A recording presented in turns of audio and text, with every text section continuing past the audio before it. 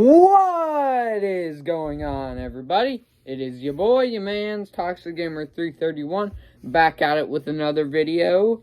And today, I am going to be ranking, if you can't tell by my drippy family, the Batman movies, from the worst to the best. I've only seen 12 out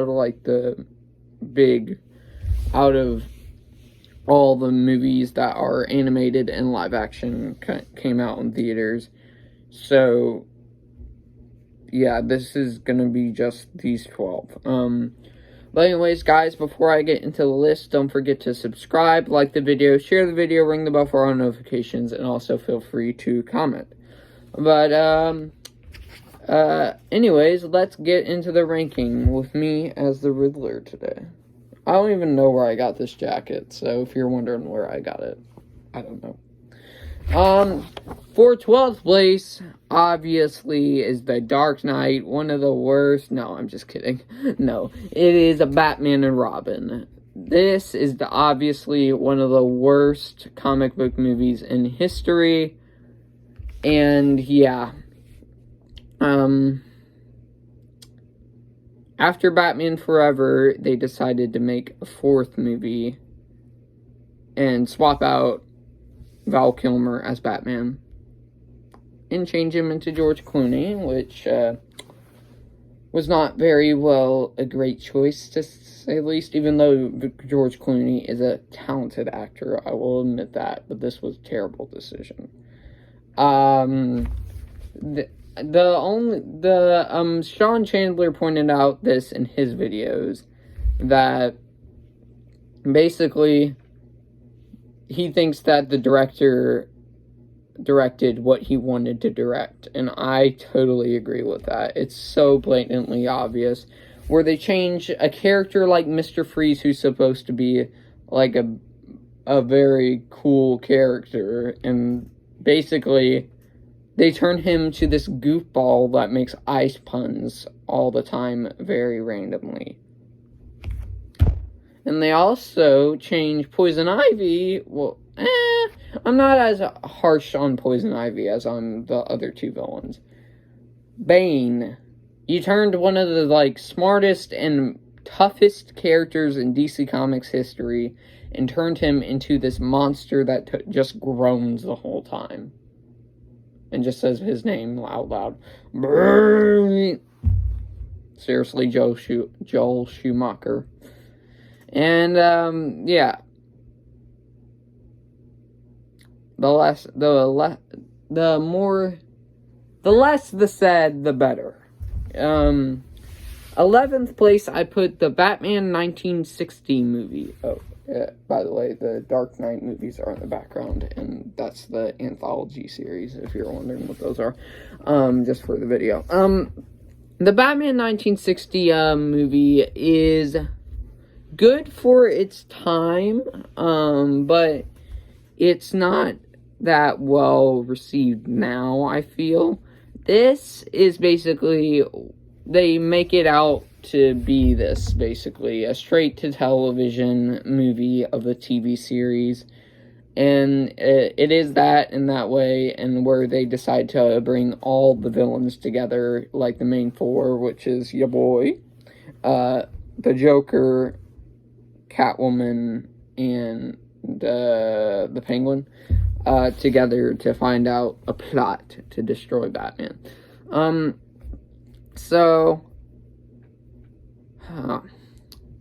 I'm trying to think of any negatives I would put. Some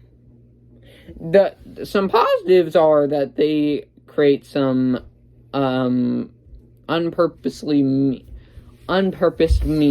memes that come today, and some iconic moments like Batman carrying the bomb, trying to find out where to get rid of it. What other iconic moments? The ship fight is very cool with even for its time, except for the bow, bam, even though it's in all the Batman episodes. This movie, what I thought was okay. Not that bad. Not as bad as Batman and Robin, but still. still feels like a straight-to-television movie and not anything else.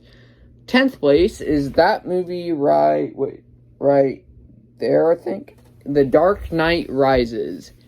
Now, this movie does what Batman and Robin couldn't do with Bane and make him they leave some stuff out for Bane in this film, but they do a much better job of changing him in this film, making him basically just a martial artist who is super strong and doesn't have any venom, but like just is a mastermind like he is in the comics, which is very well done. And the main problem with this, a whole lot of people agree, is basically, I love Talia al Ghul. Don't get me wrong. In the comics, she's great, mastermind, and yeah. You could have just made her a side villain. You don't have to make her a big boss, basically, in front of Bane, and make Bane just a puppet, which I did not appreciate whatsoever. But the rest of the movie is fairly good, with fantastic action scenes and a good way to send off this Nolan Dark Knight trilogy. Number 9 is the Lego Batman movie. I had low hopes for this movie, and it ended up actually being a very good family movie that definitely your kids can watch if you're afraid that they're not allowed. If you're afraid that they might be traumatized by the other ones, this one is the one for you. Where it brings funny. Okay, I gotta take this hat off, guys. Sorry. It was squeezing my brain. Brings lots of pop culture references into this movie, and sorry guys if I look weird today. I got a little sun on my face by accident, so yeah. And anyways, the Batman villains in this as well, and has a positive message for a Batman movie. So yeah, I do like this movie a whole lot, and Will Arnett is super funny as Batman. Number 8 is Batman Forever.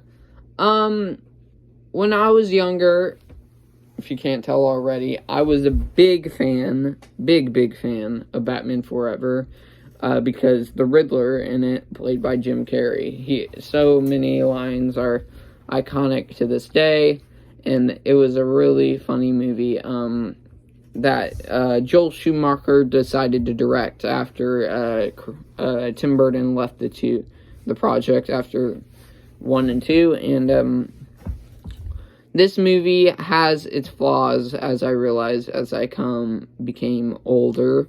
Like, I do agree that Tommy Lee Jones as Two-Face is a little bit too goofy. If he was more intenser, I would probably make it even be number 1. And a whole lot of people think that the Riddler is basically played by Jim Carrey as a stereotype of Jim Carrey himself, which I can see that, but I still enjoy this movie a lot. And I also enjoy Val Kilmer, not as Batman, but as Bruce Wayne, and you also introduce Robin, too. So, aka Nightwing, the first Robin, so. Yeah, a really good movie that is underappreciated. But it did make a whole lot of money, so. Number 7, I put Batman and Harley Quinn.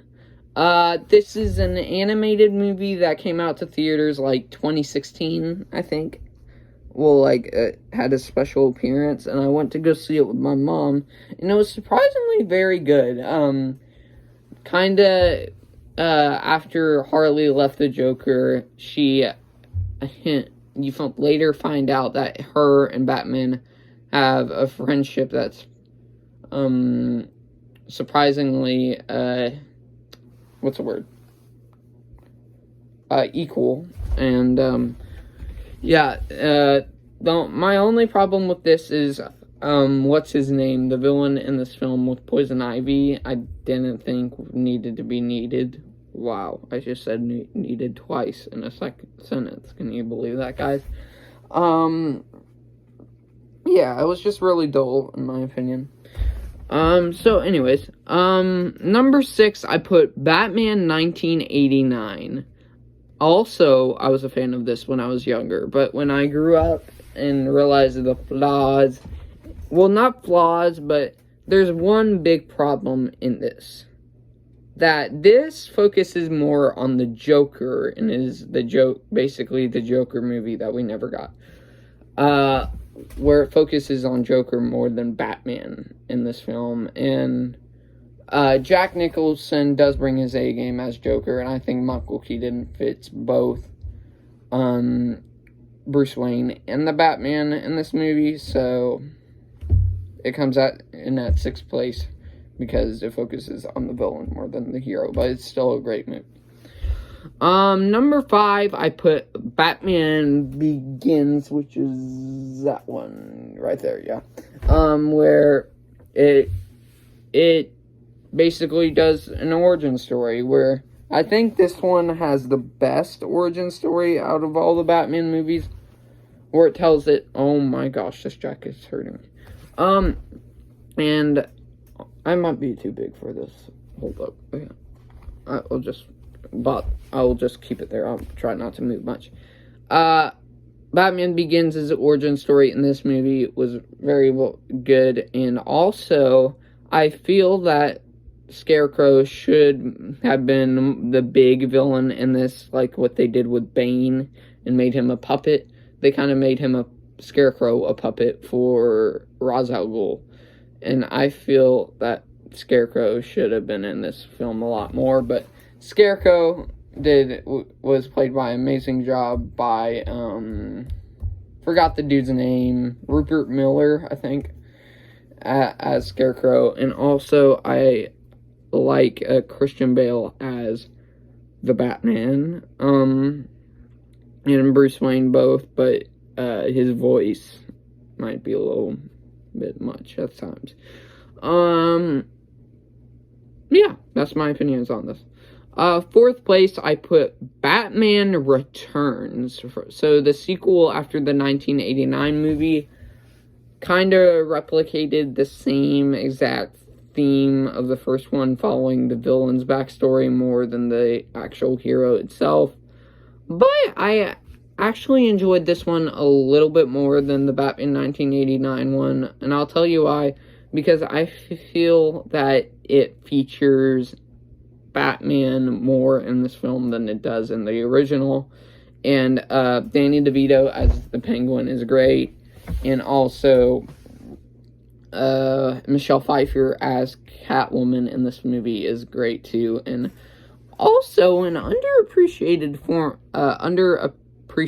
performance from Max Schreck, Christopher Walken as Max Schreck, and yeah, you kind of feel the bad guy's pain in this film, so, with Penguin, because, yeah.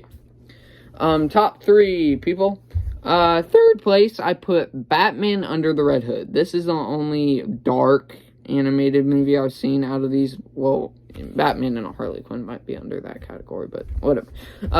3rd place is Batman Under the Red Hood, where it follows the storyline where Jason Todd dies as Robin, and Batman's trying to find out who this new murderer is in Gotham City and crime boss, and he later, spoiler alert, probably everybody knows this anyways, that the Red Hood is actually Jason when he's older and survived the killing from the Joker. And he tries to get revenge. And I thought this was a great adaptation of the comic book itself. And, yeah, claps all around. Great movie. 2nd place, I put, this is going to make a lot of people mad. Well, 3C Films did it the same. 2nd place, I put The Dark Knight. Hear me out. Heath Ledger has probably the best bad guy performance out of the whole entire Batman movies, okay? But I think that this movie does not adapt Gotham City well on the big screen as my number one. But it is very good with Heath Ledger as the Joker, and it's also good with Aaron Eckhart as Two-Face.